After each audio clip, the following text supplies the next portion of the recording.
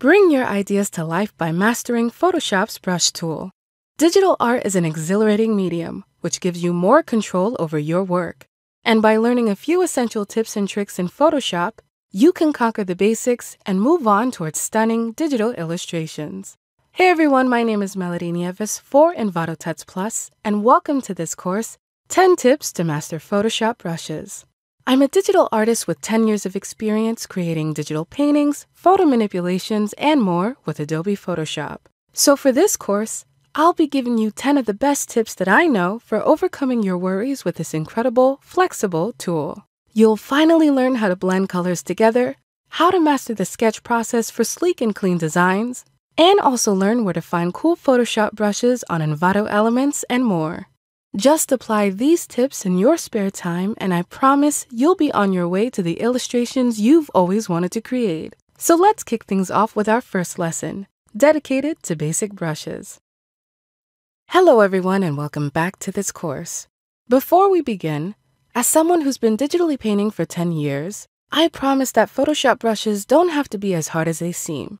And this course is dedicated to tackling the tool most illustrators and designers have trouble getting into. Feel free to review these videos over and over again until each lesson sticks. To help you see these tips applied in a real-world scenario, I'll be showing you how to use this tool in various stages of my latest digital painting, Empathy, along with a few general tips for designers and photographers. Repetition and consistency is key for improvement, and in order to get the most out of these concepts, you'll need to try them out yourself to work up the appropriate muscle memory. Let's begin. Here is the first tip. Always start with basic brushes. Photoshop will mesmerize you with all the brushes it has available. From the massive brush sets developed by Kyle T. Webster to many you can download and even create yourself, the selection is certainly limitless. And naturally, this can all be very overwhelming. Oddly enough, despite the staggering amount available, all you really need is a few essential brushes already included in your presets. Let's check them out. These brushes are a basic hard round brush, a soft round brush, a hard round pressure opacity brush, and a tapered brush. Get a handle on these first, at least until you want to try out different styles or textures. The hard round brush. A hard round brush is one with 100% hardness. This means you'll have a brush with solid hard edges which create a choppy round look when layered. Use this brush to fill the base layers of your project, to create texture, or to make certain details a lot more crisp. Soft round brush. Soft round brushes vary in hardness. They can be set at 0% for a completely soft edge or adjusted even higher for more balance. Use a soft round brush for general blending, to add atmospheric details, and to improve light and shadows. Hard round pressure opacity brush. This one is my personal favorite. The features of this brush are only available to users with a graphics tablet. I use an Intuos Draw, but there are many brands available to try out. This brush depends on your pen pressure to decide the amount of color or ink that appears on the screen. Press your pen harder for a deeper, more pigmented saturation, or lighter for an airy result. The tapered brush. Great for illustrators, this brush is exactly what you need to create crisp, clean sketches. The tapered end allows your pen tablet to read your pen pressure as the pen flicks up, creating a similar result you would get from working on paper. Let's compare it to a basic hard round brush to see the difference. Keep in mind, you may start some sketches with other brushes, but a tapered one is great for clean, final results. For the cleanest sketch possible, just be patient. Even if you have to redraw the same line over and over, do it until you're happy with the result.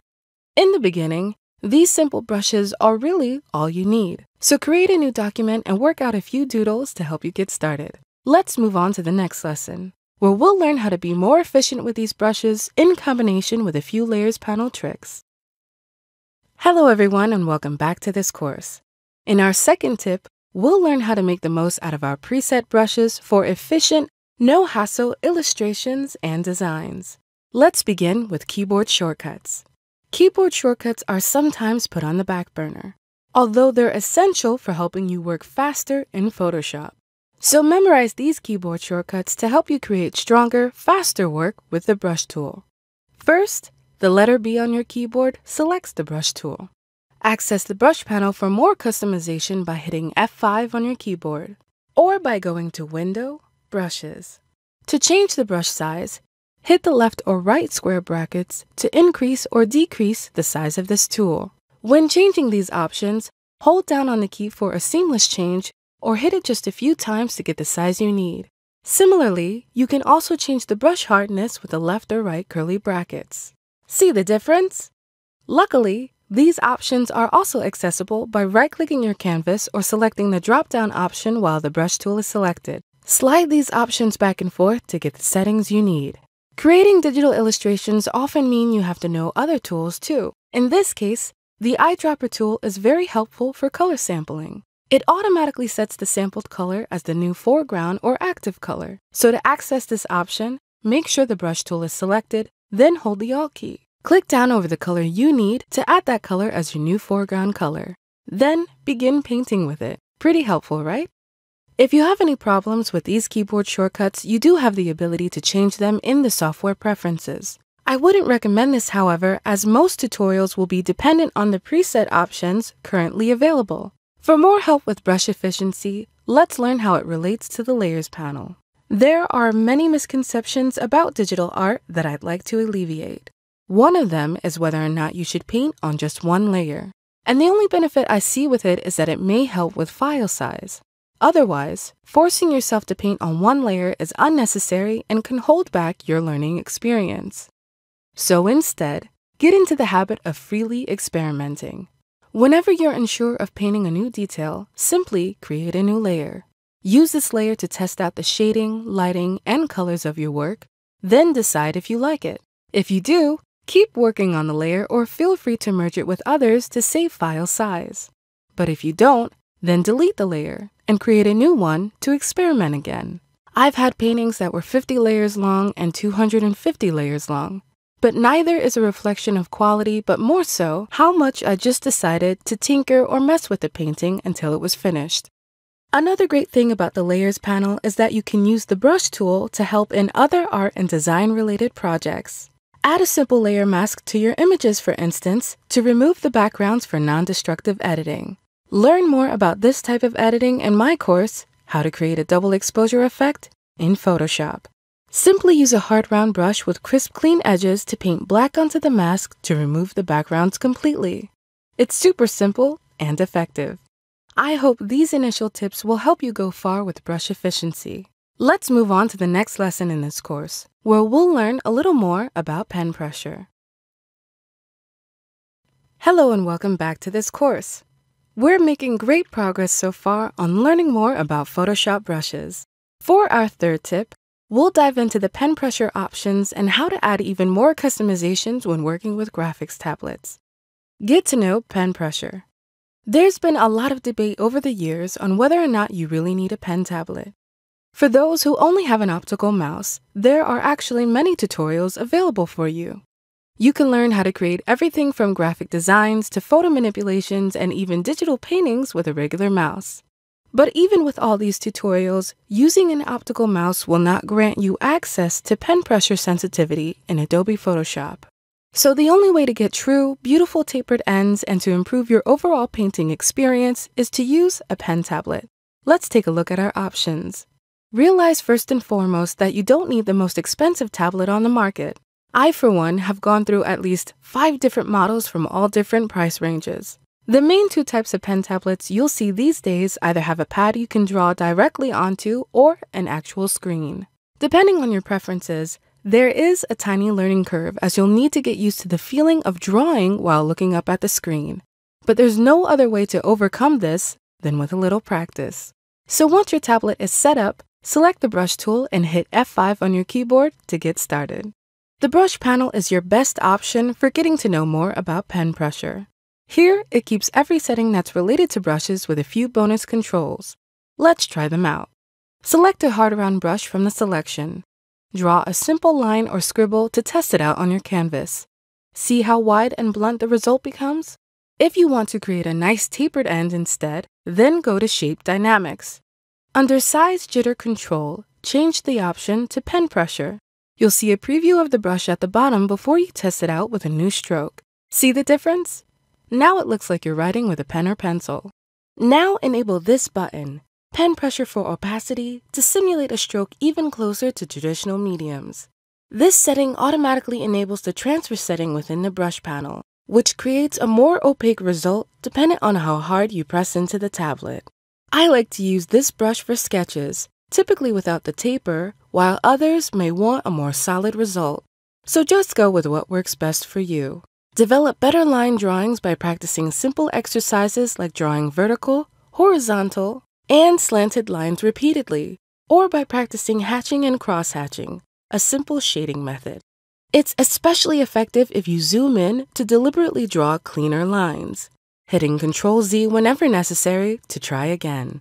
I'd also recommend to keep the opacity and flow at 100% at this time. Anything less will force you to press harder into the tablet and may cause you to strain your hand over time.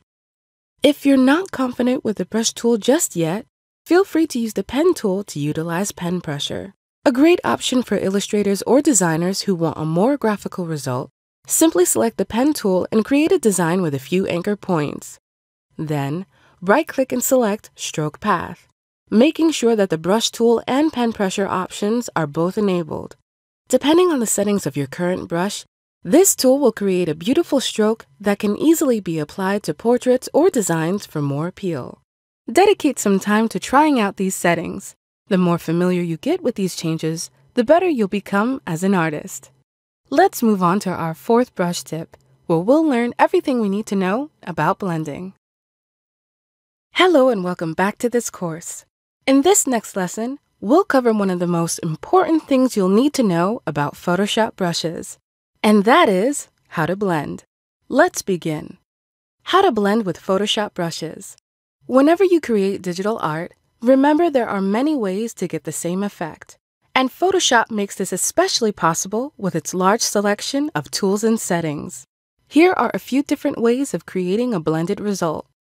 One I made with the gradient tool, the second with an adjustment layer, and the third by painting it by hand. Which one is which? Let's take a look. Despite these various options, learning how to blend by hand is essential for digital painting. And here is how you do it. Let's blend these two colors together. In order to help our blending stay confined to a small area, here I'll be using the rectangular marquee tool. So select the rectangular marquee tool to create a selection. First, for your brush options, make sure the hardness is set to 100% and the opacity is set to 100%. Set the foreground color to the color of your choice. Here I'll choose the blue with the eyedropper tool. Now paint some blue on the left side. Then switch to a new color to blend with. Here I'll choose the lighter blue, pressing the Alt key to sample the color while keeping the same settings as before. Paint the lighter blue on the right side. In order to create a fluid transition between these colors, we need to lower the opacity and hardness. Set the opacity and hardness to a much lower value. Hold the Alt key to color sample the lighter color, then start painting it over the first blue towards the middle. This is just the first pass of color. Now color sample this new color, then start painting it over the first blue to help it transition to the left. Keep repeating this process, going back and forth while sampling new colors to create a seamless transition. Feel free to try this method with various color combinations until you get better. In this case, I've decided to try out color combinations that are similar to the ones I'll be using in actual, real-world scenarios. So try out different monotone, skin-based colors, and neon combinations for more practice. You see, in order to blend seamlessly and become comfortable with digital painting, you'll have to change the opacity setting often. Get into the habit of doing this whenever you feel stuck. Let's take a look at the results. Great job! Blending is really this simple. Try it out yourself and continue to push for better results. Now let's move on to our fifth tip, which will help us learn when to use hard and soft brushes. Now that we know a little more about brush settings, it's time to tackle our workflow. So in this lesson, we'll learn the difference between hard and soft edge brushes as well as recognizing the moment when they're needed in our work. Let's begin. Know when they apply, hard versus soft brushes. We already learned earlier that a brush's hardness varies on the percentage level you apply in Photoshop. So naturally, the lower the percentage, the softer the brush. But how do you know when to use either a soft or hard brush? The top two problems I always see beginners face deal with this confusion. Either you're painting with a brush that's too hard or a brush that's too soft. So I'll give you a super simple solution to this problem. Digital paintings are created in various stages. According to which stage you're working on, that stage will decide the type of brush you're using. The first two stages are for the sketching and flat base colors. Soft brushes tend to look too blurry, so you wouldn't want to draw your sketch with this type. So as a rule of thumb, keep your hardness level at 100% for these first two stages. Once you're past this initial phase, you can decide which path you want to take next. Do you want to shade with soft colors or block in shapes with a harder brush for a more sculpted look? Here's the process I took from my recent painting, Empathy. Realistic paintings often require a lot of blending. So if you start with a soft brush, you can lay down the subtle changes in light and color before setting the details in stone. Notice how as the painting progresses, my brush hardness increases for a cleaner, more detailed look. Soft brushes are also used for atmosphere. They can help to fade parts of your composition for a seamless transition in light and shadow. Here I use a soft brush with low hardness and opacity to bring in more light from the sun to whisk through the horse's hair. As long as the light is painted on a new layer, I can easily dial back the intensity with the eraser tool. Getting to the finish line usually means you want to clean up your work. So that's when you jump back to a much harder brush. Create striking, realistic hair with clean solid strokes and use this same intensity for bright highlights around the clouds. All in all, whenever you feel stuck, just remember this simple rule. Just change it up. Whether it's the hardness or the opacity, you've probably been painting on the same setting for too long. So a simple change is most likely all you need to achieve various results. I hope this lesson has helped you understand a little more about how to apply soft and hard brushes. Let's move on to expanding our brush knowledge by tackling texture brushes in the next lesson. Hello and welcome back to this course, 10 Tips to Master Photoshop Brushes. Again, my name is Melody Nieves, and we'll be moving on to our 6th tip, which is all about texture brushes. Let's begin. So how do you use texture brushes and what should you use them for? My eyes have become pretty trained to digital art, and most digital art is easy to spot because of one tiny detail, and that is brush smoothness. What I mean is that digital art has a certain level of smoothness that is completely unattainable in traditional art. And the reason is simple. In traditional acrylic, oil, or watercolor paintings, the artist paints on a textured surface. Combine that with the fact that their layers of paint create even more texture and you've got a completely textural result. In comparison, most people start their work in Photoshop on a completely solid white background. As they paint on top of each layer, the soft and smooth round brushes create a silky result that looks unnaturally soft, almost like the airbrushed look we often see in photo retouching. Some digital paintings appear cartoonish for this reason, and many love traditional art because its natural texture can lead to more realistic results. Nothing in nature is naturally smooth. Everything has a little bit of grit or graininess to it when you look at it closely. So in order to achieve an illustration or design with more realism, we have to incorporate texture brushes. Luckily, there are unlimited options. Texture brushes come in amazing varieties, from abstract brushes to traditional ones that mimic acrylic, oil, or pastel illustrations. Feel free to explore Envato Elements to download various packs dedicated to traditional art, light effects, and so much more. You can incorporate texture brushes by either painting with them on the base layers first or using them to apply texture later. In my painting Empathy, I used simple charcoal and texture brushes to create the foundation for the clouds. Then, I continued to paint over them with much softer brushes set at lower hardness and opacity values. This combination of gritty texture and soft brushes creates just the right look for a natural, cloudy background. See the result? Texture brushes are also great for portraits too. Hair brushes usually appear as a cluster of dots to create long strokes of realistic hair, while skin brushes use tiny dots and specks to mimic the look of pores and dewy skin. Experimentation is key here, so try out different textures to explore the potential of your work. You can also create your own texture brushes or combine a few together for a more interesting look, but we'll get to that in a later lesson. In collaboration with the brush tool, there are a few other tools you can use to improve your brushwork. Let's find out what they are in the next lesson. Hello everyone, and welcome back to this course. For our 7th tip, we'll be diving into the reasons why it's important to look at other brush types aside from the brush tool. If you look at the tool itself, then right-click, you'll see that there are many other options aside from the brush tool available. For example, you've got the pencil, color replacement, and mixer brush all within the same section. There are also other brush-like tools that get incorporated into digital art and design as well. My favorite is the eraser tool, but many artists like to incorporate the blur and smudge tools for smoother blending. Let's explore the benefits of these alternatives. You can always use these alternatives in collaboration with the original brush tool. The eraser tool, for instance, can be used for a whole lot more than just erasing. I like to think of the eraser as the same way a traditional artist uses their kneaded eraser. In traditional art, a kneaded eraser is used to add highlights back into your drawings by erasing some of the pencil in the areas where you need a simple highlight. Similarly, you can use the eraser tool to help you sculpt more realistic details. Let's create a simple selection with the elliptical marquee tool.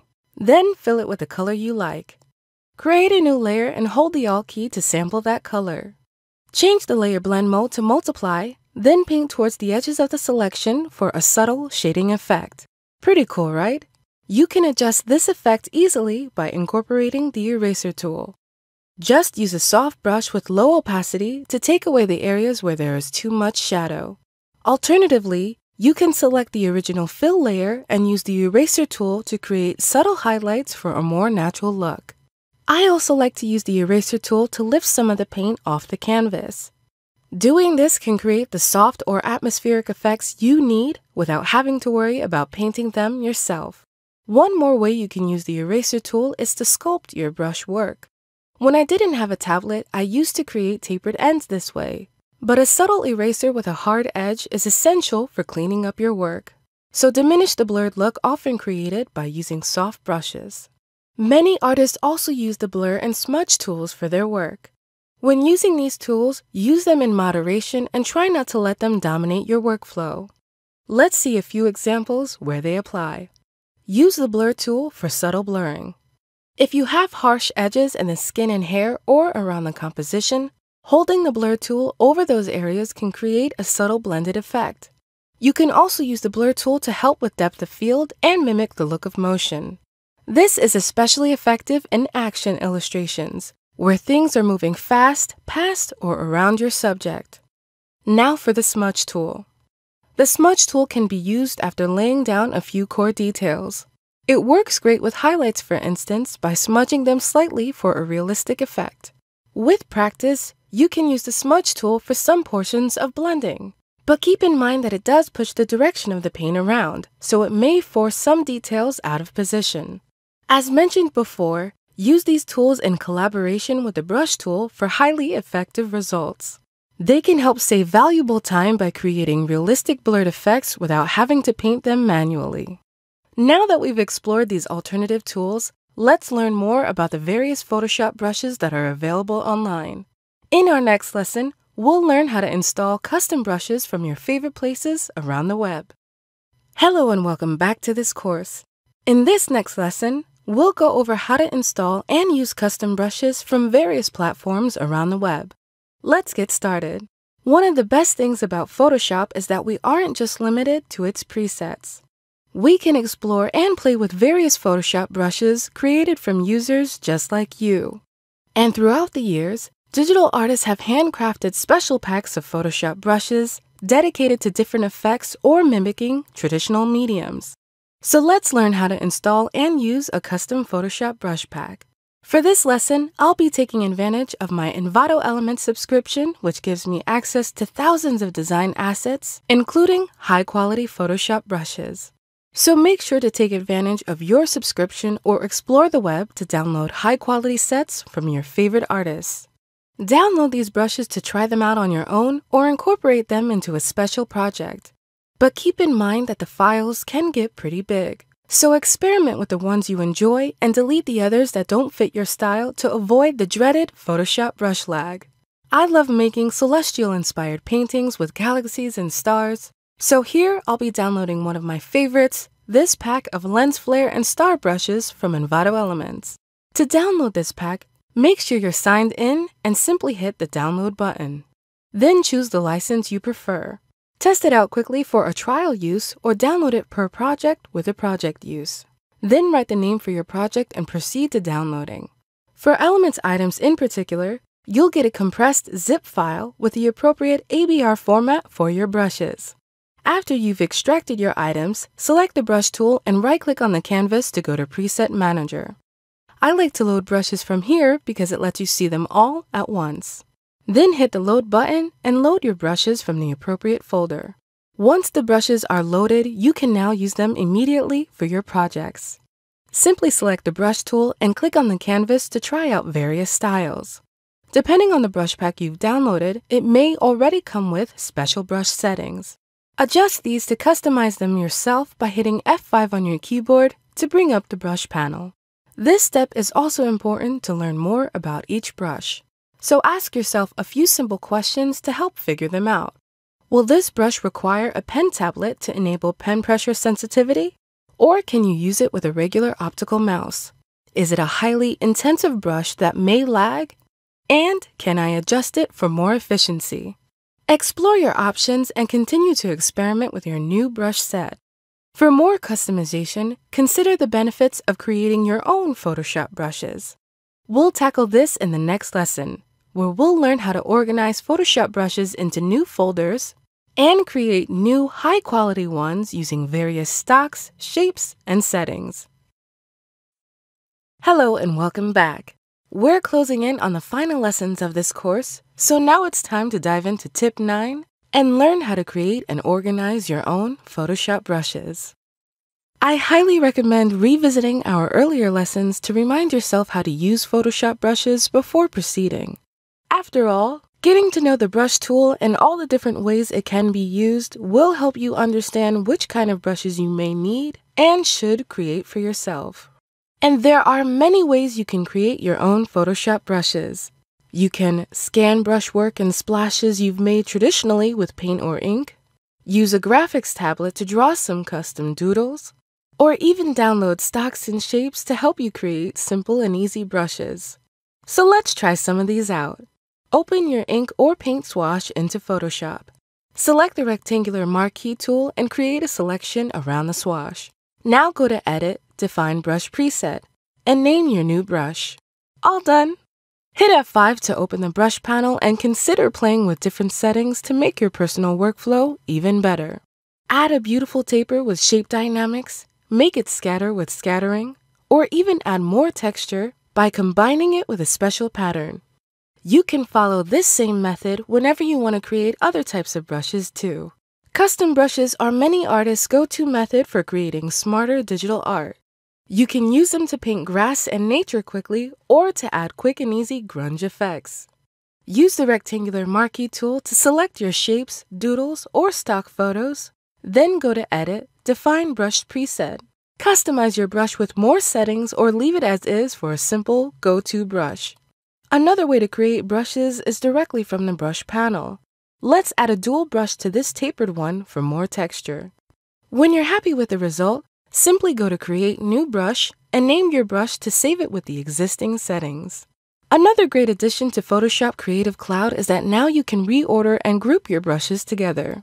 Not only are the presets located in pre-organized groups, but you can drag and drop your favorite brushes into new ones for a clutter-free workflow.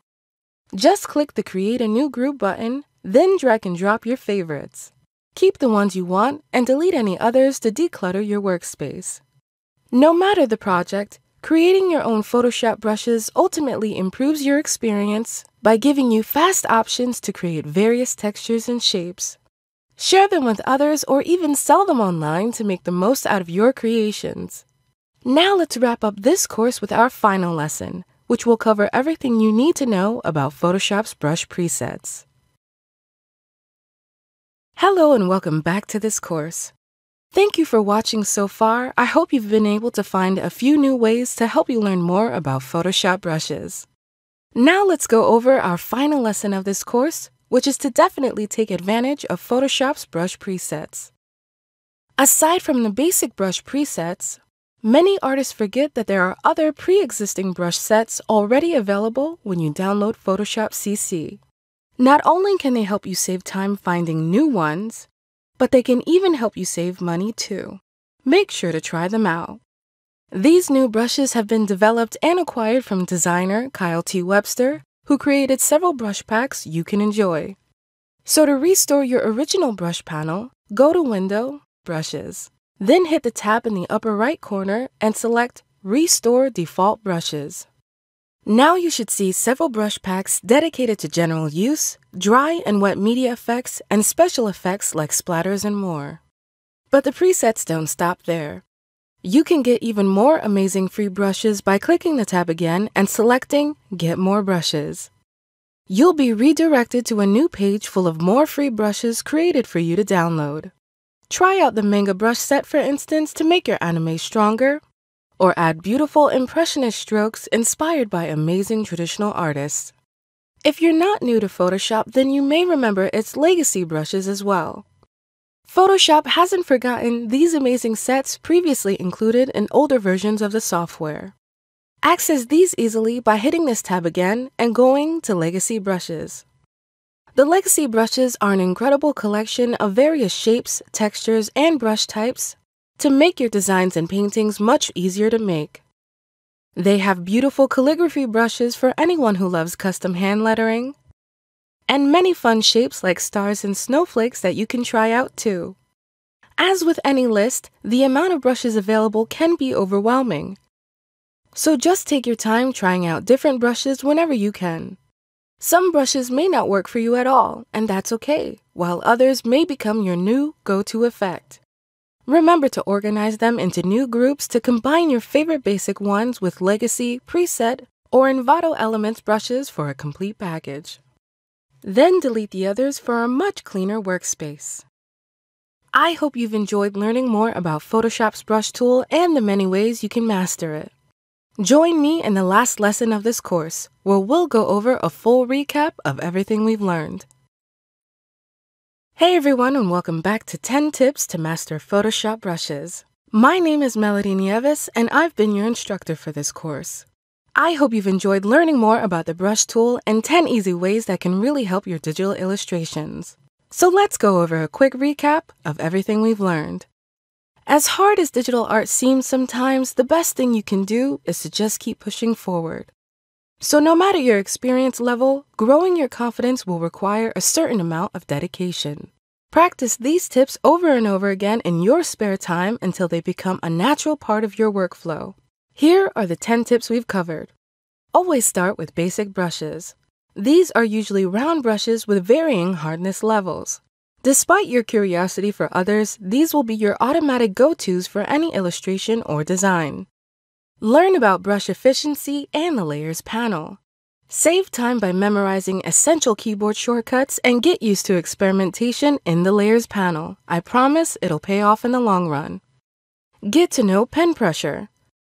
Take advantage of pen pressure sensitivity for beautiful tapered strokes. And remember, only with a pen tablet will you be able to have access to this option.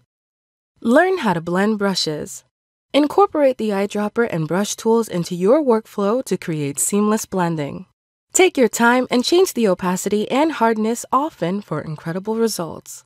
Know the difference between hard and soft brushes. Use soft ones for blending and hard edges for crisp lines and details. For number 6, we learned how to use texture brushes, adding realism with just a few clicks. The varying graininess of texture brushes is just enough texture for hyper-realism and that real-world look. Remember to use other brush types too. The eraser tool is my go-to, while others prefer the smudge tool and more. Experiment with other brush types for a variety of amazing effects.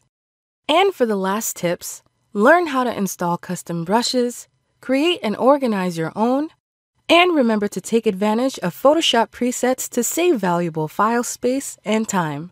Continue to practice as often as possible to give yourself the space to grow as an artist. For more amazing Photoshop brushes, access thousands of incredible assets from Envato Elements. Special effect brushes, for instance, take the hassle out of painting these effects by hand for simple, one-click results. Find me on social media for even more tips, and remember to share your results with us all. My name is Melody Nieves, and from all of us here at Envato Tuts Plus, good luck on your creative journey.